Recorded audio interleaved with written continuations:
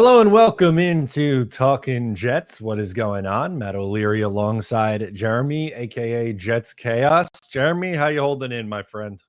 Well, and anybody that follows me on Twitter knows I'm not holding up well. I'm holding up better in the last 48 hours since I've decided the season's over. I'll watch every game and just root for each game. If we lose to New England, I'm rooting for us to lose every game of the rest of the year. If we lose to New England, the season's over anyway. We may as well get a good draft pick, try to get a quarterback, whatever. Sick and tired of people telling me that's not a real Jet fan. Bullshit. We would have Malik Neighbors if we wouldn't have beaten Washington, so I don't want to hear that crap. So I'm at the point where I'll root for them each week because I'm not at the root for a tank yet, because until they're mathematically eliminated or pretty much definitively the season's over, like losing to New England, I'm not going to go there. But I am, to me, and Green Bean will tell you, and it's the truest words in the world, there is no greater hole or abyss than mediocre. You win 7 to 9 games every year, that's where you're going to be forever. Like, you either have to tank a season to get the quarterback or whatever it is, or you have to win and go to the playoffs and get playoff experience and become a team people want to play for. There is no middle ground. No, I just feel so broken after this week. Like, I don't know how, in a way, I let myself believe that they were going to be an 11-win team this year.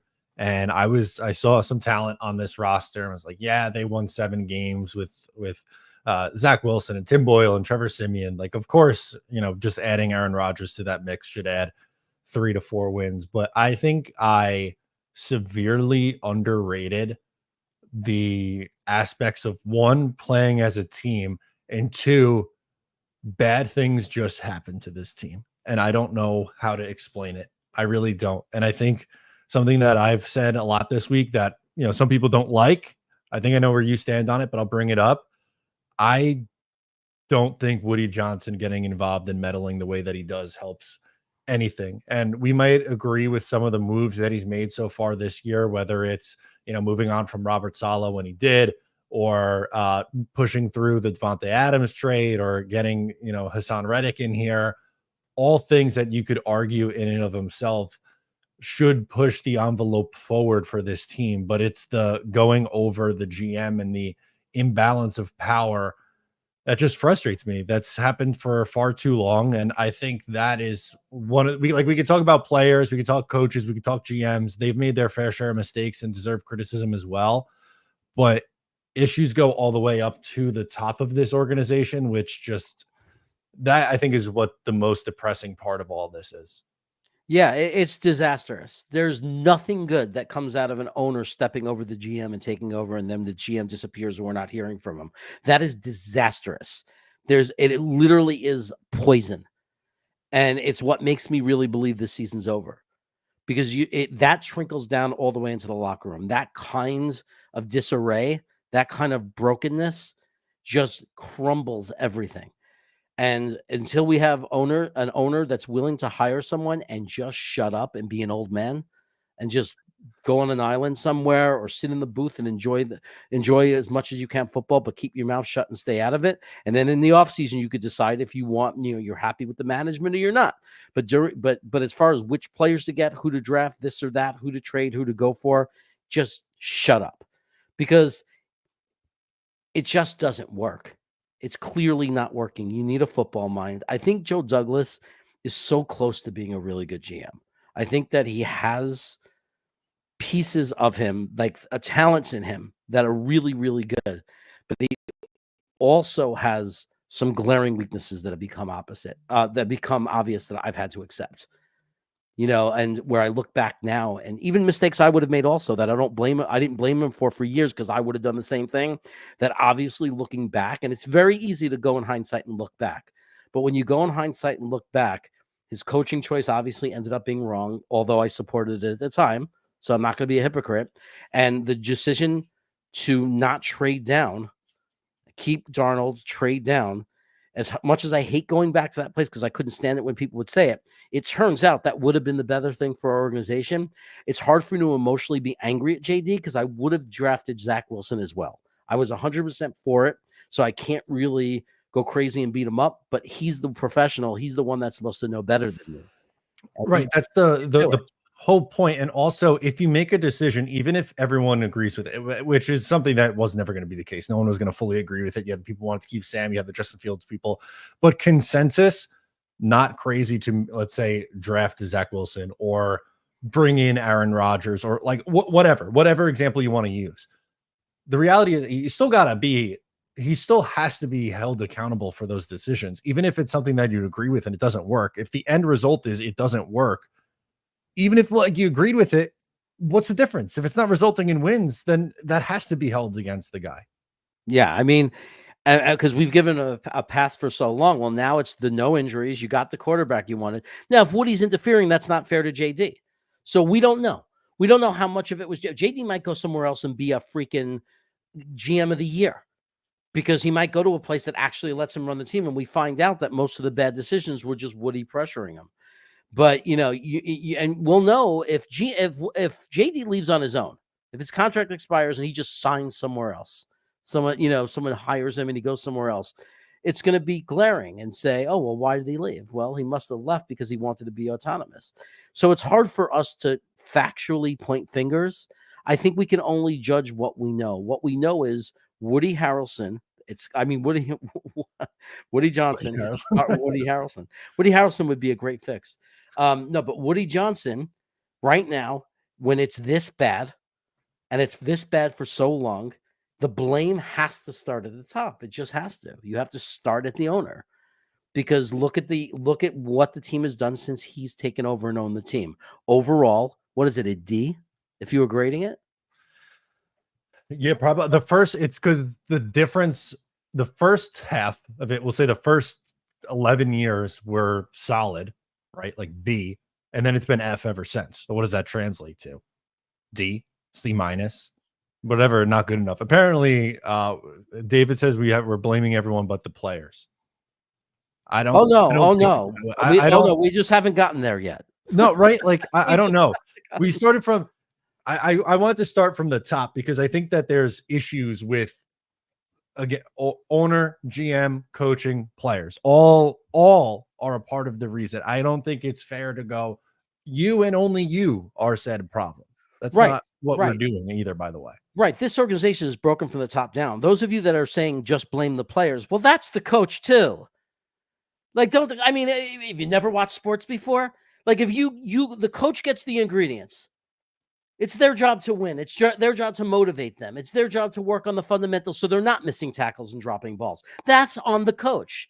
That's on the coaching staff. Well, it's not a coincidence that Tomlin's for Pittsburgh has made the playoffs every single year with horrible rosters, with players that aren't as good. It's not a coincidence. It's not magic. It's because he's a better coach. They have a better coaching staff. Yes, players make mistakes on every team, but it's the coach's responsibility to take the ingredients he's given. Now, if you give him shitty ingredients, you can't expect him to win. Although some coaches are so amazing, they win anyway. Like, look at Pittsburgh. Why did they win? The last 4 or 5 years, there have been rosters that if it was the Jets under our coaching system and our management, let's face it, they'd be 4-12 or 4-13. So we got to stop. And it's not just the owner. We started at the owner, right? It's the owner, it's the coaching, it's the players, it's everything. But who gets the players? Who puts the players on the field and who's responsible to make them play as a team? That's the coach. And the general manager too. And the general manager. I mean, you're picking the personalities. The coach creates the culture. And part of that is the GM taking the right players that help build a culture. You can't sit there and say it's just the players' fault. Well, for 12 years, for 15 years, it's just the players' fault. Why does every other team in the NFL manage to find the right players then? And why are teams with inferior rosters on paper, with players that don't have as much talent, why are they not 2-5? At what point are you going to say, yes, it's the players? Clearly the players are missing kicks. The players are missing tackles. But that's that. And yes, we should be mad at the players and hold them accountable. Hold them accountable. Who's holding them accountable? And what's going to change if we don't have people to hold them accountable? This is true for any company, any organization in the world. Employees have to be held accountable. You're right. We got a first super chat of the show. Dante chimes in and says, Locked On Jets had a great breakdown on how Woody has meddled and how many times recently. It's insightful.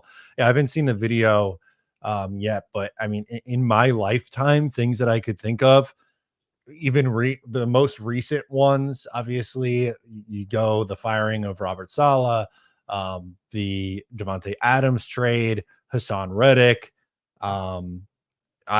trading for Tim Tebow, firing Mike LaFleur, bringing in Brett Favre, firing Mangini after 2008. That's a lot in the last, 14 years of actual time here. And I know that he stepped away for those 4 years and they still weren't good then. So that's the rebuttal that you get is, well, even when Woody wasn't here, they weren't good. But I don't know. To me, again, it's an issue with every layer of the team. It's not just, the players who aren't good enough. As you said, they will eventually get to. They quit in this game against the Pittsburgh Steelers. I don't think I've ever seen a team with a 9-point lead in a game. 9-point lead, essentially, right before halftime. 2 minutes left to go in the first half. Up by 9 points, a chance to go up by double digits if they hit a field goal or score a touchdown, and then just go one mistake and complete fold. It's soft. They are a incredibly soft football team. Yeah, I mean, and just so you know, yes, we're mad at the players, and yes, it's the players' fault too. Of course it is.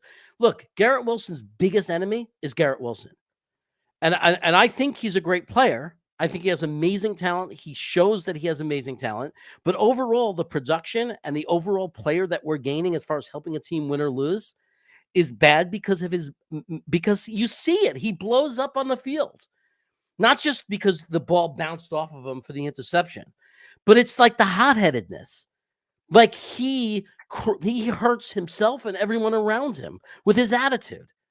Remember, he was getting upset until he got that touchdown in that game against New England. He was actually upset, even though we were winning. He's a head case. So, if he can't appreciate the fact, hey, if I'm double teamed and that helps open up Lazard and we're winning, then I'm happy. If he can't do that, he's hurting himself as a player. And by the way, the excuse that he's being double teamed and that's why he wasn't super productive, I don't buy that, because Justin Jefferson is double teamed. Hill for Miami is double teamed. Yet those players managed to produce. So it's just not an excuse. And guess what? He was producing. He has been producing. Garrett Wilson the last few weeks has been producing. The problem is again, as a player, that's not leadership. People are confusing being fired up and yelling as leadership. It's not. Leadership is leading by example.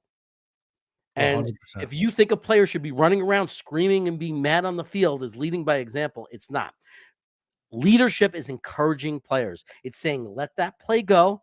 Think about what you did wrong, figure it out. Or if somebody does wrong and doesn't feel is not taking accountability, then you straighten them out and you put them in their place and you say, look, wake the fuck up. Another big super chat here from Dante. Thank you so much for your support. Really means a lot. Yeah, he says, I think it will take a change of ownership. In my opinion, the rot starts at the top. Look what happened with the Commanders, had new ownership, or when Ford took over with the Lions. It starts with ownership, and I think Woody is a worse Jerry Jones. Well, he's acting with like a Jerry Jones with the decision that he's making, and that's what I point to when I think of an owner that meddles. No one does it more than Jerry Johnson. He's essentially the team's GM and owner, which I think it leads to a disaster.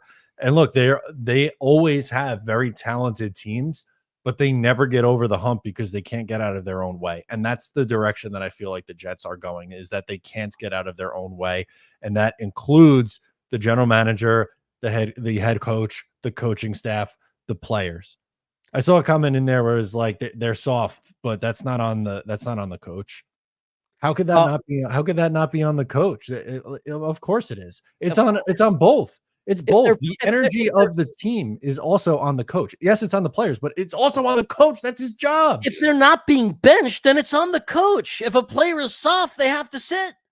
Of course it's on the coach, or then it's on the GM who put them in the locker room. If you have a soft team, somebody's at fault. You can't just, it's not like people are picking these players and signing these players. People are building this team. To say a coach doesn't matter, I mean, how do you say that when you have a coach in Pittsburgh who wins with anyone? How do you say it doesn't matter? Did you watch Parcells coach when he was on this team? It matters. The coach matters. Coach, to say a coaching staff, to say it's only the players and has nothing to do with the coach is saying that coaches are irrelevant. How could you say that when we know we have all-time great coaches that have changed organizations? I mean, come on. Of course, it's not all the coach, but to sit there and say it's not at all the coach because players are soft, players being soft is a sign of bad coaching. It's a sign of bad management because why are they Jets if they're soft? I mean, the other thing is I want to clarify because I see it in the chat. I am not saying Garrett Wilson is Justin Jefferson and that should be the bar. What I'm saying is he's not Justin Jefferson.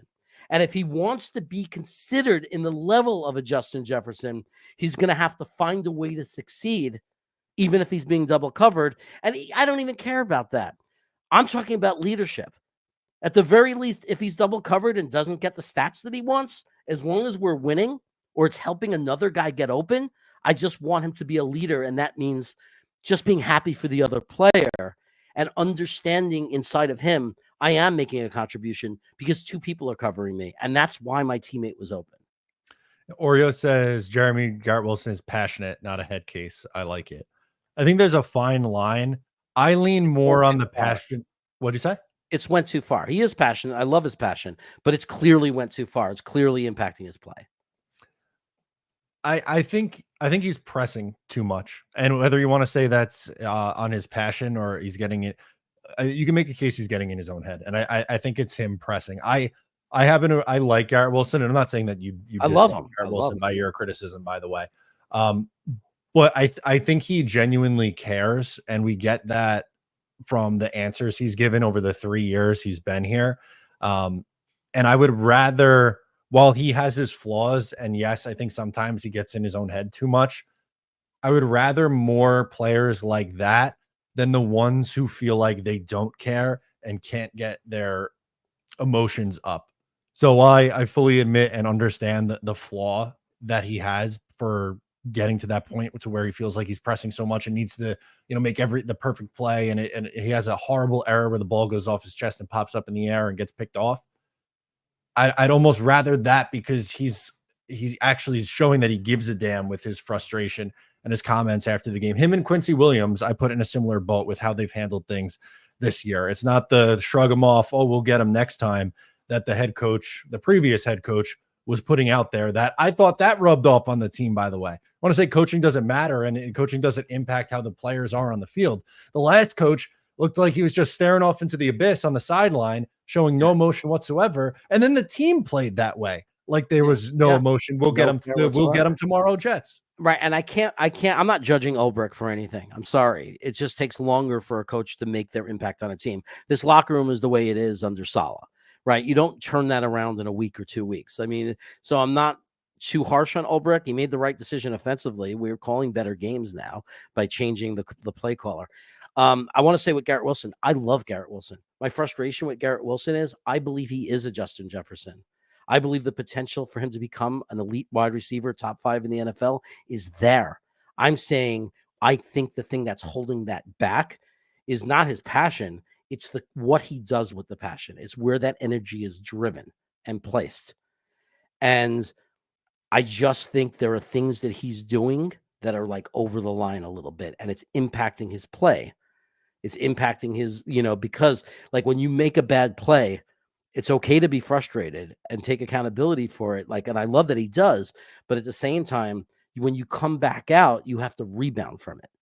And you can't have your head down on the sideline. And you know what I mean? And you still have to be encouraging people. So what I'm saying is, I think he's a WR1. I love him.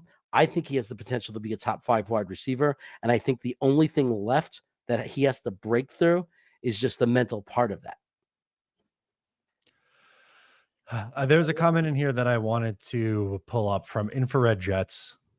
He's a channel member, and I appreciate Infrared Jets. But he says Aaron holds on to the ball goddamn too long, just like Zachy Poo last year. Jeremy, I have a question for you. Yeah.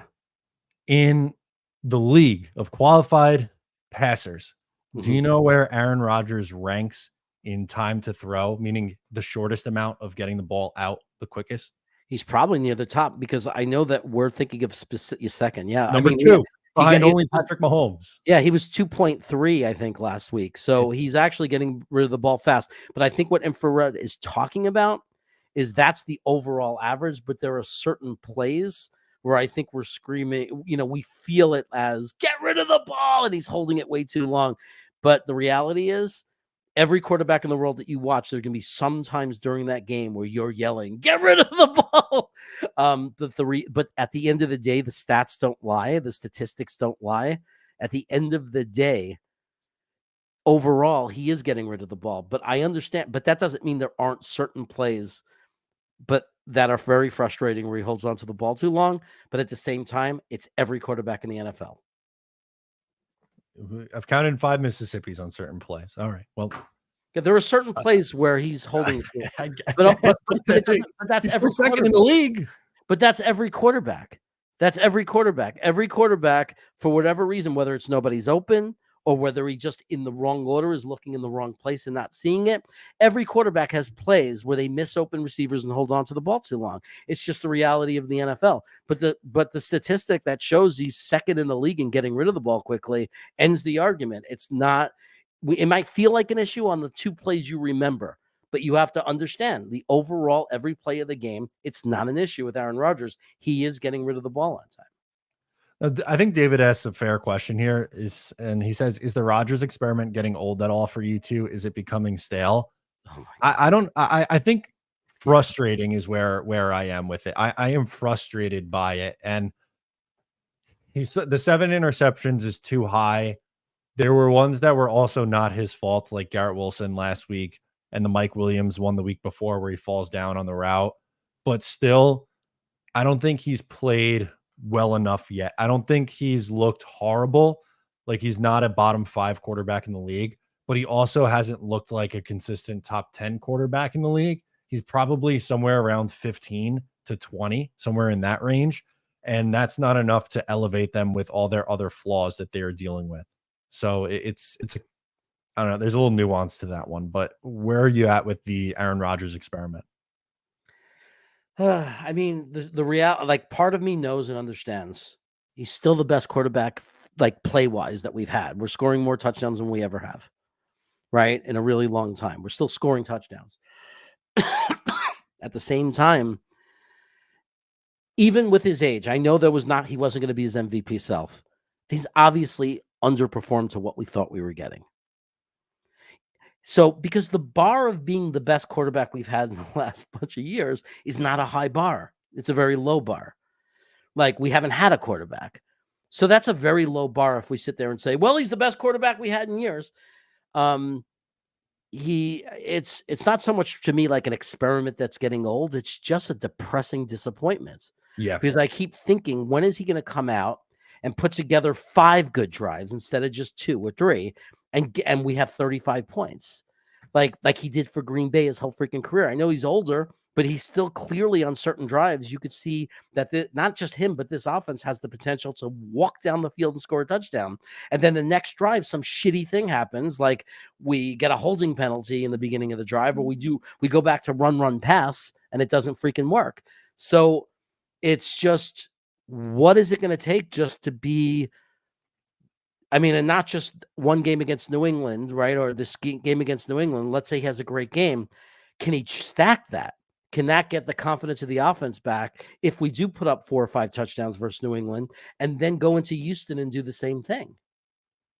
Yeah, that's such a valid point. And I think at times that we see the arm talent is very clearly still there, but him playing banged up right now, and the defense, specifically the run defense, not being where it needs to be, is playing such a major factor in that. And that kind of goes into Dante's next question here, when he says, anyone else annoyed with sports media comparing Zach to Aaron? 4-3 to 2-5 needs a mountain of an asterisk. The D wasn't this bad last year. Now, the run defense has been the clear issue, and unfortunately, I think the amount of change they had on that defensive line, the defensive line got significantly worse. Now, Haason Reddick is finally back, which we could get into in the second half of the show, what we think his impact could be for them this year. But from a pass rush perspective, the only guy who's gotten consistent pass rush has been Will McDonald. And the interior guys outside of Quinnen Williams, 𝐒𝐿𝐫𝐞𝐞 and 𝐒𝐿𝐫𝐞𝐞 have not been anywhere close to what Quentin Jefferson and Al Woods were last year. So all those changes on the line and trading away John Franklin Myers for peanuts and having to start Michael Clemens, I think really just bit this team in the ass. One of the worst things we did as an organization. Does it annoy me? Yes, it annoys me. It annoys me because I think about it. I think this is ridiculous. We have Aaron Rodgers and now we're freaking 2-5. How is that possible? But Zach Wilson isn't the reason it like that. Zach Wilson, it's a joke to say, oh, well, Zach Wilson is the third string on a quarterback on a team with shitty quarterbacks. Okay. Zach Wilson is not the reason why we're 2-5 right now. Now, you could talk about the approach and the way the team prepared for a game, because when Zach Wilson was the quarterback, we had a different game plan that didn't put as much on a quarterback to perform, right? He was just being asked to be a game manager. And I've actually said this in the last 2 weeks. I've actually spoken up and saying, maybe it's time to ask Aaron Rodgers to stop trying to be what he was and be a game manager, because he'd be a much better game manager than Zach Wilson. So I think that it's situational. I mean, if 𝐒𝐿𝐫𝐞𝐞 kicks that field goal against Denver, right? And, there's a whole bunch of shit that happened that we could have been, would have changed the whole complexity of the season. We could easily have 2 wins more than we do right now, right? Just with a good kicker. So, yes, it annoys me. It annoys me because although it is frustrating just overall that with Rodgers, with a healthy offensive line, or that's not battered and injured and beat up completely compared to last year, we're a worse team. Yes, that's frustrating, but it has nothing to do with Zach Wilson in my mind. It's not Zach Wilson is better than A-Rod. That's ridiculous. You know what bothers me, Jeremy, with this offensive line? While there's clearly been games where they haven't been good, it feels like, and this I thought was obvious to me in the Pittsburgh game, 4 of their 5 offensive linemen actually played really well, but their left tackle, who's going to be a Hall of Famer one day, is playing like their worst offensive lineman. And the guy who I actually thought would be their worst offensive lineman, and John Simpson, has been by far their best offensive lineman. Like that doesn't make any sense to me. Yeah. Well, the reason you got to fire the offensive line coach, which is ridiculous that he still has a job. It's unbelievable that this guy, Keith Carter, still has a job. It is ridiculous. My number one argument for it is not just Tyron Smith, because he's a Hall of Famer. He shouldn't even need a coach. It's the regression of AVT. Because AVT has been so inconsistent. Yeah. It's ridiculous. And I just think just the chemistry of the offensive line, they're not motivated. They're not playing because there are lots of weeks where they don't play over well as a unit. But when you look at the individuals, it doesn't look that bad. And that clearly is bad coaching. They are not motivated. They are not developing chemistry. They have not improved as a unit. They've actually regressed. They look worse each week as a unit. To me, you gotta fire that offensive line coach. You really do. And it really just to send them a message, just send that room a message to say your play is so abysmal. We fired your coach. I mean, I don't know how they brought him back after last year. I thought that was a mistake. And just I've never seen anyone have anything good to say about Keith Carter ever. And they were a horrible unit last year. They bring in significantly more talent this year, and the unit's still not good enough. So we talk about again, like we're going back to the beginning here. The players are at fault. Tyron Smith is at fault for giving up a million pressures. But can we also mention the position coach and the general manager, who was the only one who decided to give him a contract offer? I mean, and by the way, all of it could be true. It doesn't always have to be one thing or the other. Multiple things are allowed to be true. We're allowed to say that Tyron Smith is definitely responsible for sucking. Maybe, I mean, it might be because of his age and there's nothing he physically could do about it, but it's a really far fall in one off season. It's a fall so far from the level of play he was playing at to believe that it's not something else. But it could also be true that the coach sucks. Like both things could be true. So if I was running that organization, I, without question, especially against a team like New England, where it's worth trying it out, I would definitely bench Tyron Smith and start Olu at left tackle. Now, people are going to say he played like shit at right tackle. He was playing out of position. It wasn't his position. Now, would I be willing to quickly pull Olu from the game if he was sucking it up? Yes. But the message to Tyron Smith still got through. Even if I have to put him in the second quarter, the message still showed him, we notice how bad you're playing and we need you to play better. Also, how bad do you think Olu would be that it would be worse than Tyron Smith is playing? Do you really think it would be that much worse? And again, if it was, you would simply bench him. You'd pull him out of the game and say, oh, that was a mistake. And you'd put Smith back in. I'm with you. The Wild Wave is rewriting history, saying everyone was on board with the Tyron Smith signing, just didn't work out. I think I don't know how many times I mentioned the injury concerns and his age as something to be wary of during that. And I didn't advocate for the Jets to sign Tyron Smith. I was hoping that it would work out. He's a big name. And I said the Jets need to have a good contingency plan. And for this reason, because I think he's in a spot where he hasn't been playable. And does that not go on the general manager who gave him the contract? Like, I know this goes back to the consensus thing that we mentioned before, where if you make a move that is applauded at one point and it doesn't work out, that doesn't mean that you get a pass for the said move that doesn't work out because everyone liked it at the time. If the results aren't there, it's like in any job ever, if the results aren't there, you're going to be held accountable for it. The GM is supposed to know more than us. Just because we like the move, yes, if we lie and say we didn't like the move, JD's an asshole, he did such a stupid thing, it was so stupid, without saying I supported it at the time. Look, I was so big on Zach Wilson. There was no way. I was a lunatic with Zach Wilson. I would have been so angry if we would have traded that pick and traded down.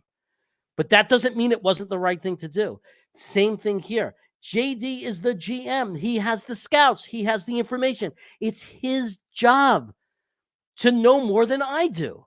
So just because I'm happy with it doesn't mean it's the right move. Just because a lot of people in the chat were happy with it, doesn't mean it was the right move.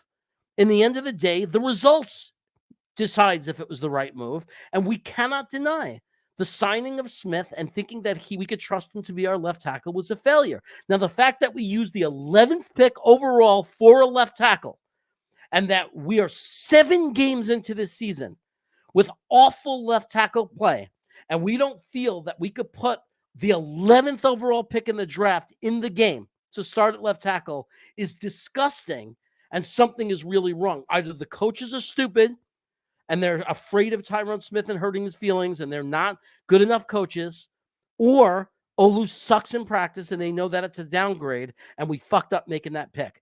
One of those two things has to be true, because the fact that our 11th overall pick is not in there, even though the current left tackle is playing like shit, is really, really concerning. Well, I don't buy that he looks like garbage in practice, because I went to a lot of training camp practice. I watched the preseason tape and he looked very good at left tackle. So I don't think it just suddenly went away once the regular season started. This team is afraid of the players. Tyron Smith is a veteran. You can't bench him. He'll be angry if you bench him. Bullshit. If his name wasn't Tyron Smith and he was just some average guy we signed and he was playing at this level, Olu would be in there. Like, why isn't Olu in there? Because his name is Tyron Smith. It doesn't make any sense. And I agree with you. Olu and everything we saw in the practices and all the tape we saw was fine. My assumption is he struggled at right tackle because he's a rookie and it was his first couple of games, and because it was out of position. He never played it in college. He played left tackle every game of his college career. And to think that it doesn't matter when you switch is absolutely nonsense. Some players adapt well, some don't. The reality is you're pivoting, your weight is on different feet, your arm strength, where you're grabbing and reaching is the opposite arm. Everything is the opposite. So you can't sit there and tell me every player is expected to switch and be able to do it. There are plenty of NFL players, all pro offensive tackles, who you weren't able to move, that were not players that were versatile, that were not players that could be switched to the other side. You don't see Tyron Smith being used at right tackle, do you? No. So for people to judge Olu on 2 games at right tackle is absolute nonsense. The fact that the Dallas Cowboys, I'm not saying he's good, but they're already letting Tyler Guyton develop, and they are letting him be their left tackle, and he's not very good. I haven't analyzed all his play, but the one game I was watching, it wasn't great for Guyton. But the fact that they used the 26th pick on Guyton, and they're using him at left tackle, and here we are using the guy Dallas let go away with and sitting the 11th pick. It doesn't sit well with me. Somewhere along that in all this is a major fuck up, whether it's in the fact that we're not benching Tyron Smith or that they don't believe Olu is better than the shit we're seeing. It doesn't matter which one is true. Both are equally disturbing. I'm with you. Thanks for the cheese. Says, did JD mess up not going after Bakhtiari? That was another guy I wanted zero part of for multiple reasons, because I believe, let's pull up the numbers. He played 1 game in 2023, 11 in 2022, 1 game in 2021, and 12 games in 2020. This was not an area where I wanted to see the Jets go. Clearly, a very talented guy when on the field, but has not been on the field for essentially 4 straight seasons. So I don't think he messed up. I don't think you could rely on him to be your starter and that be the plan A. Isn't he still available? He is, and no one signed him. Right. So if no one, that means he's not healthy enough. That means he's not healthy enough, right? I mean, he's obviously not ready to play if nobody signed him. I doubt it's because he's just holding out for more money at this point. At this point, he would take a veteran minimum contract with anyone just to get back on a team, try to get into a game, play well, and get himself a contract for next year. So it can't be a mistake not getting Bakhtiari because no one else has. If somebody else would have picked him up, before the season started and he's playing well, fine, it was a mistake. But obviously, if he's not working, then it's not a mistake. Now, I want to go back to that Dallas thing because I see it in the chat. Not saying Dallas is good. I know they're trash, and I'm saying I don't think Guyton is playing well. What I'm saying is they chose him and are using him over Tyron Smith. We not have Guyton. We have the 11th overall pick, and for some reason, we're not using him. Why aren't we using him at this point? Why does it have to be that Tyron Smith gets hurt? He's not playing well. Why can't we put in our 11th overall pick and see if that helps? Right. Or even just go, we got to sit you down and get you healthy, Tyron, because you're not playing well, which there were times in the first 3 weeks where he looked okay, but I don't know if it's just wear and tear or what the reasoning is behind it, but it doesn't look like the guy. So yeah, I'm with you on that. Oreo asks, how do the Jets handle Breece, Garrett Wilson, Sauce, AVT contracts? It's not AVT and Breece, I think, are the hardest of those 4 because AVT banged up again, hasn't looked right. They already picked up his 5th-year option, so he'll be here next year, right? I mean, next year is going to be his audition, but we can't extend them. I don't see how we can extend them. Because even without the injuries, he hasn't been consistent. He has games where he looks like AVT, and it's like, oh my God, he's so good. And then he has games where he's brutal. And I'm going by PFF and film. There are games where he's not pushing players. He's getting beat in the run game. He's letting people through at guard to get pressures and sacks. And then there are games where he absolutely dominates and looks dominant. So it's really hard to come up with a contract for a guy like that. And then how are you going to commit a lot of money and guarantee a lot of money to a guy who's missed 50% of the games since he's been, in the NFL? So that's one. Breece, I don't think they do anything with that yet. My guess is they let next year play out and then franchise tag him in that 5th year would be my assumption. Garrett Wilson, I think, should get a contract that's similar to Jalen Waddle's contract, which I believe was $28 million AAV. And Sauce Gardner is likely to be the highest paid corner, which I would imagine is going to be between $27 and $30 million AAV. Yeah, Sauce is going to get paid, whether we like it or not. I say not because I love Sauce. I haven't given up on Sauce. But if you watch this year, this is his worst season. So he's regressed. Now, I think part of it is the way the refs every year change the way they call and what they call. But I think my biggest problem with Sauce is he's not learning to turn around. I thought that he would get better in that way. I understand he has to read the receiver's eyes, but as soon as you read the receiver's eyes that ball's coming, I thought he would work on how to turn around and play the ball, because that would get rid of a lot of the penalties. And now I think other teams have discovered just throw deep to Sauce, because the way his style of play is penalty. Like he's getting called a lot, and he doesn't make interceptions. So you're not in danger of throwing deep on him. So why not take a few shots at him? And it seems to be working for teams. They're getting the PI calls. If that continues, it's how do you pay him $30 million if that continues? Like he's like $30 million means elite.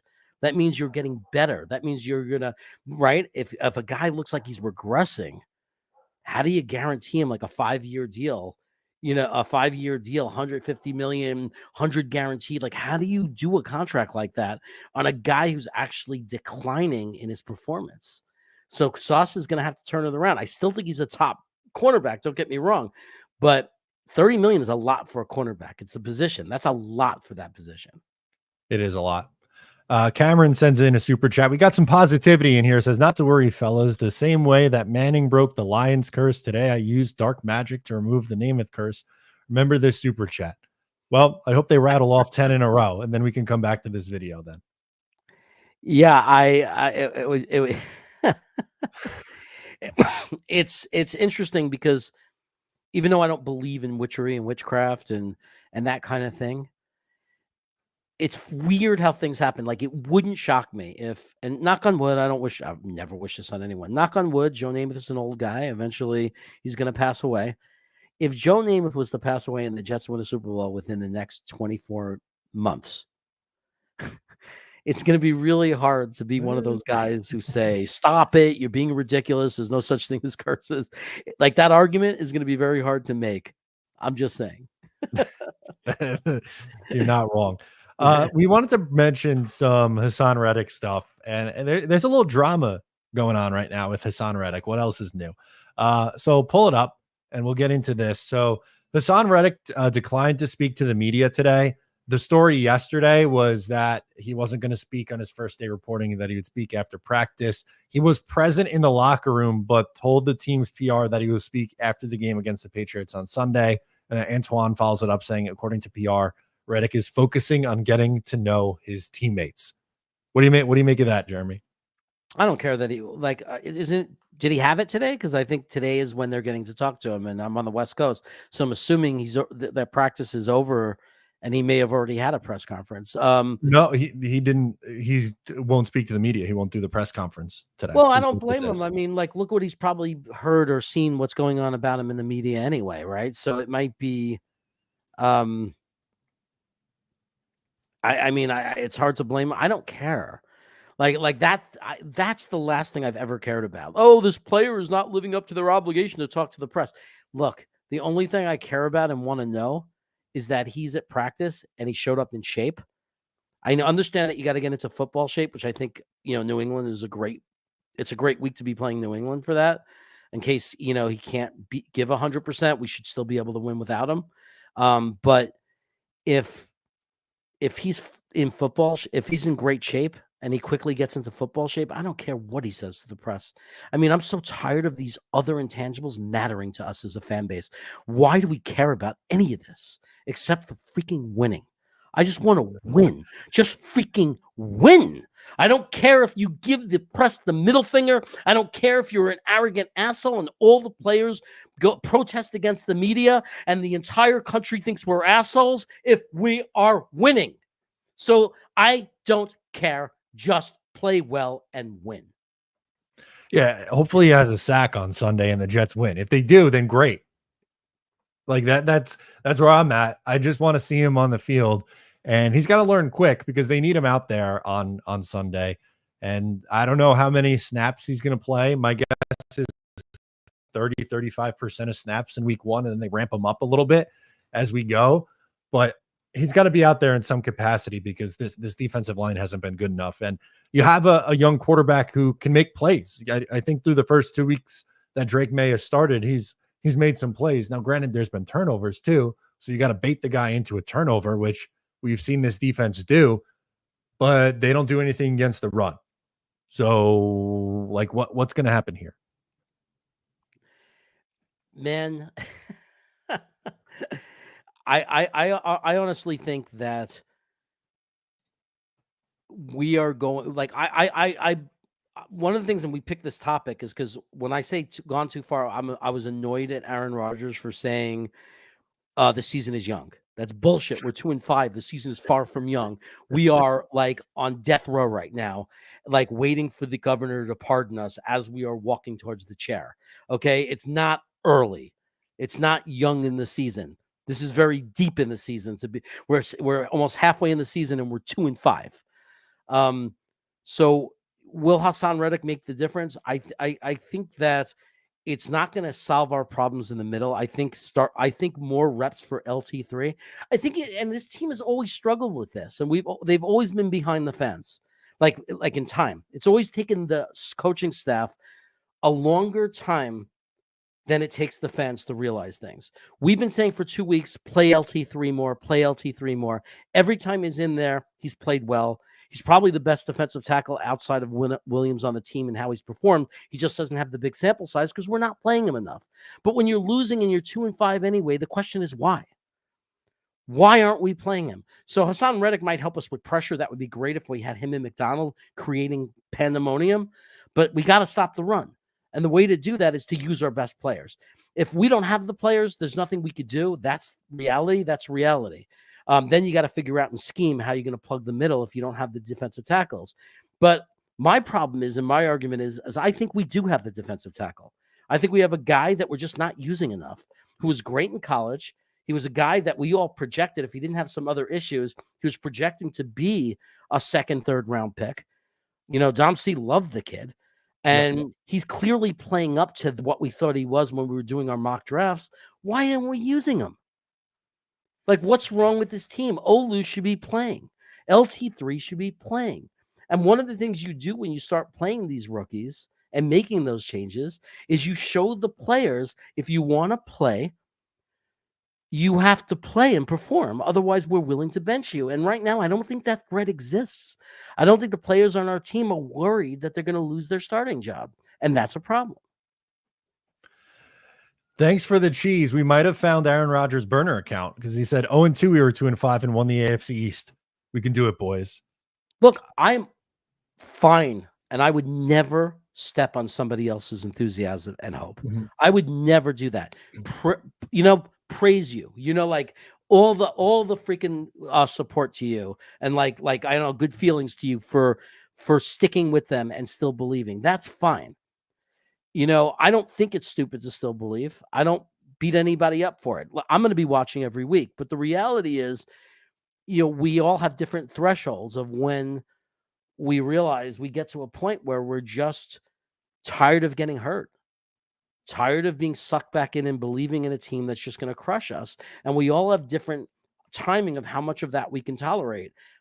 It's over 40 years for me. And everybody knows I believe so hard in this rebuild. For the last 3 years, I've been so positive and enthusiastic overall about where this team was going. I've been a JD advocate. I supported Salah, more than most fans. And I keep getting stabbed. So, good for you. But for me, I'm in the zone of just one game at a time, watch the game, for now, while they're mathematically still in it, root for them. But I'm not letting myself believe that they could do anything. I want them to prove me wrong. I don't think this team has enough balls to get themselves back into this. I called them soft earlier. I think that's where they are right now. But if they come in and rattle off some wins, then and one win against the Patriots is not going to get me back on board. And it shouldn't get the rational fan back on board because we've seen them beat up on this same Patriots team, and then drop 4 straight. So you have a short week after this game against the New England Patriots, and you're playing the Houston Texans, who, they might have flaws. And we beat them last year, but they are a hell of a lot better football team than the New York Jets right now. And on a short week, I think that's going to be an incredibly, incredibly tough game. I don't even think I'm so far gone, Jeremy. I don't think it's out of the realm of possibility that New England could win this game. Well, that's the thing.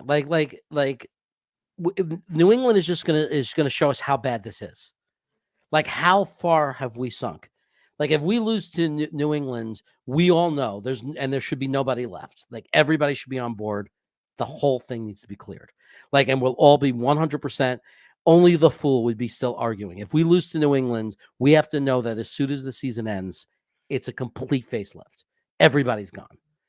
But if we beat, to me, the real thing is, and it's not about hope, because I've already in my heart know that we're not winning the Super Bowl, right? The only hope left is we break the playoff curse, make the playoffs, just so we could shut the rest of the world up.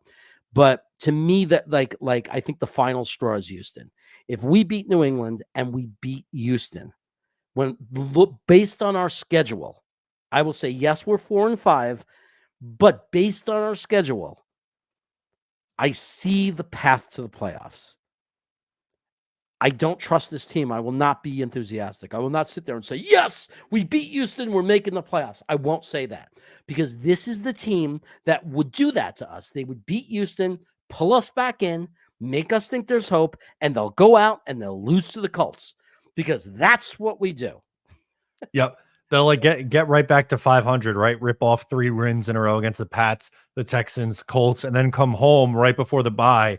Primetime game, Sunday Night Football, whole world watching against the Colts, who you're chasing, by the way, in the wild card race, and is in a very important game. And then they would drop that one to go to 5 and 6. We'd find a way to lose. I mean, it's just now. When would I become a believer? If they won 3 in a row to get back to 500, I'm a believer that we can make the playoffs. That's when I'm starting to, just beating Houston would make me start believing we can make the playoffs. If they beat the Colts, then I'd say, holy shit, now we're actually winning the games we're supposed to win. We didn't do the normal same old Jets.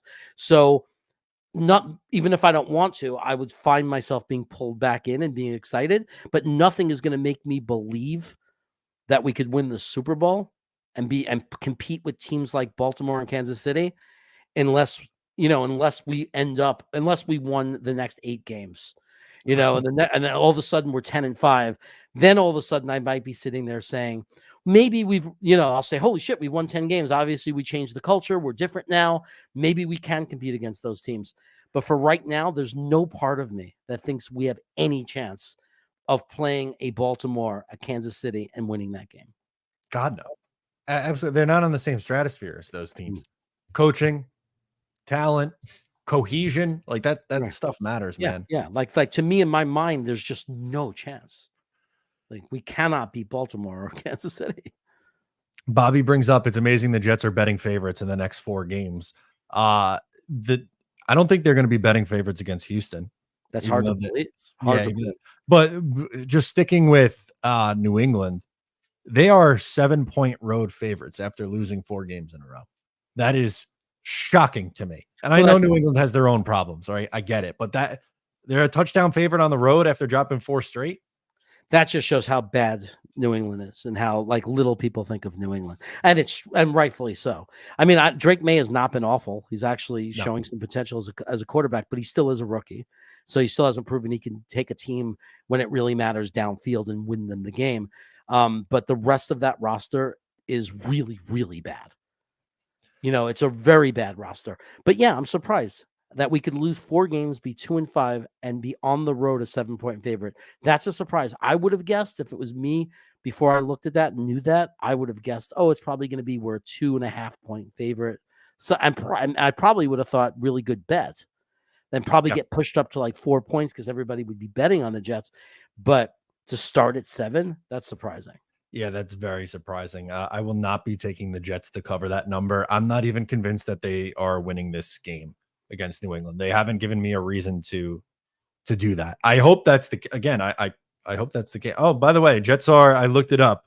They are 1-point favorites right now against Houston. That's what they're listed as. That's amazing to me. Is that based on last year? I don't know what the hell it's based on. I mean, I'll be honest. I mean, their quarterback, Stroud, has not been the same guy. He's definitely regressed. He has not looked as good.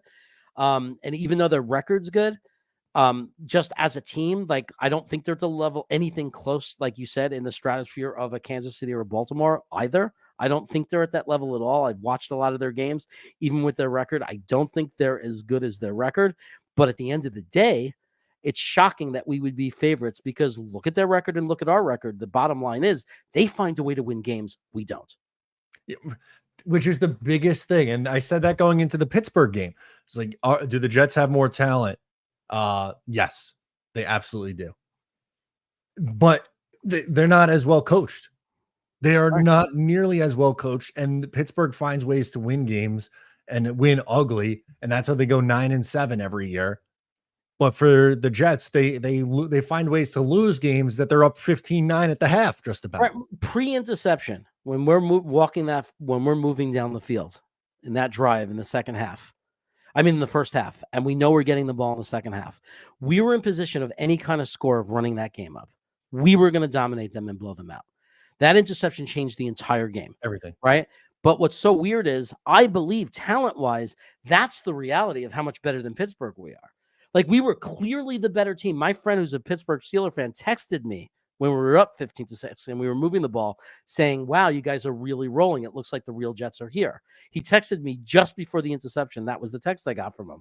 So even a Pittsburgh fan was seeing it. He's like, you're a much better team. You just have a better roster. And it was clear that we were the better team. I felt comfortable. And then that interception happened and it was just what the, it was just, they crumbled. The team gave up. The players gave up and the coaches, I know everyone's going to say, well, it's not the coach's fault. The players gave up. No. The fact that the players gave up is a huge X on the coaches because you're supposed to be well coached enough to not fall apart and give up. That's the coach's job, the culture of the team, to be able to rebound when something bad happens. Saleh used to talk about adversity and handling adversity. This team is proven to be the worst at handling adversity. We have done horrible. We have failed at every test of adversity. So we are the opposite of what we said and promised we were going to get. Oh, this team is being built to handle adversity. That's when you'll see how good we are. Well, has the last few weeks not been adversity? I mean, like, where's the winning? I need the Jeremy reaction to First State saying we really need grown men to coach other grown men to not give up. What are we doing here? Yes, you need coaches. They're kids. It's Robert Saleh's burner account. They're not all grown this men. Is the same thing that Robert Saleh was saying. Right. This is so ridiculous. Yes, because it's proof. There are coaches that have turned over rosters in the years they've been there that win no matter what their roster is. Why? How can you think that coaching doesn't matter? It's amazing to me. It's like the most evident thing in football more than other sports. It's so dependent on coaches. Look what the Raiders did when the new coach came in. They started winning. It matters. It so matters. The coach is so critical. I mean, it's more than you think. It's quarterback and coach more than anything else. It's quarterback and coach. The coach is probably number 2 in importance. After quarterback, I can't think of anything more important than the coach. I mean, it comes from our experience. Good coaches. Look what good coaches do. Tennessee had Tannehill as their quarterback. Why were they good? Because Vrabel was a good coach. I mean, coaching freaking matters. And I'm not saying it's only coaching. Yes, the players have to be held accountable. But who holds them accountable? The coach. I mean, how could you sit there and say coaching doesn't matter? You don't think scheme matters? In football, scheme doesn't matter? I mean, it's all scheme. Like, we've watched great coaches. The Baltimore Ravens have a coach. They've been a winning team and been a contender every year since he's been the coach. You don't think that's coaching? I mean, give me a break. It's coaching. Pete Carroll. Like, look at what he did for Seattle for years. Even after, like, with Geno Smith, he was still winning and keeping them relevant. It's freaking coaching. Oreo says, Jeremy, you actually believe you could do a better job? Why does that have to? Why does that have to be the pushback? By the way, like, no, Oreo. I mean, it's such a that. Is he being serious? Like, really? Is that what you got from what I'm saying? No, I couldn't do a better job. I'm not saying that I should be the coach of an NFL football team. I'm saying that when you're in the 4th year of losing, there's got to be a time where you realize you need to change the coach. I mean, it's not just the players. At some point, you have to acknowledge that the coach getting the best out of the players. Then who cares who's coach if it doesn't matter? If you're saying it's just the players, then who cares who's coaching? Why have a coach? Just let them go and play like they're in the street, like I grew up in Brooklyn, and with their hand have the quarterback draw up a play. I mean, why do you have coaches if they don't matter? I mean, I can't believe I'm dealing with this. Do you people have brains? Yes, coaching matters. I don't understand how you could say that coaching doesn't matter. Why do we have coaches if they don't matter? I mean, like, are we real? How are we having this discussion? How is this a real conversation? Well, I think that's a good way to leave it this week. Any final thoughts? Does coaching matter? I don't know. Like, that coaching matters. That's my final thought. If that's what we need to provide as content providers to convince people that coaching is important in football. I mean, every sport. Liverpool was a crappy average team. My friend's a good fan. He made me a fan. They got this 𝐒𝐿𝐫𝐞𝐫𝐢 guy, one of the best managers ever in football, in European football, soccer. And all of a sudden they won the Premier League. They won the World Cup Champions League or whatever. Why? Because he's a great coach. Now he left, right? And we're going to see how Liverpool does. But don't tell me that coaching doesn't matter when there are coaches proof in every sport that wherever they go, there's winning. You're going to tell Phil Jackson that coaching doesn't matter? Like, I mean, you're going to tell Pat Riley that coaching doesn't matter? You're going to tell Bill Parcells that coaching doesn't matter? Walsh from San Francisco, a legend, that coaching doesn't matter? The coach for the Ravens, the coach for the Steelers, that coaching doesn't matter? Come on. We could do better than this. Last one. I promise last one, and then we're getting out of here. I promise. Andy Reid was a bungler who choked before he met Mahomes. He's had a good team for 30 years, Jeremy. Didn't he win the Super Bowl for Green Bay? Well, he wasn't the head coach, but he was on that staff. Right, but he also he head coached Philadelphia to a Super Bowl. To 3. Oh, well, to 1 and 3 NFC title games in a row. But he's saying right. That so what are we talking about? Yeah, but he had success. Here? He made Alex Smith look good, and they went in the playoffs. Like, they were good before Mahomes. They were good. They were a playoff team with Alex Smith. Like, what are people smoking? All right, that'll do it. We'll see you next Thursday. I don't know how we could get back to this, but I mean, thank you for the chat. You're certainly making for a great show, I guess. I had a lot of fun, Jeremy. I had a lot of fun with you today. I like Fired Up Jeremy. I think we're gonna clip that for the YouTube channel as a video. That's my real goal. All I ever wanted to is to be clipped for the YouTube channel. We'll leave you with this. Coaching matters. Thanks for tuning in. We'll talk to you next time. Later, everyone, and thanks for the super chats. We love you.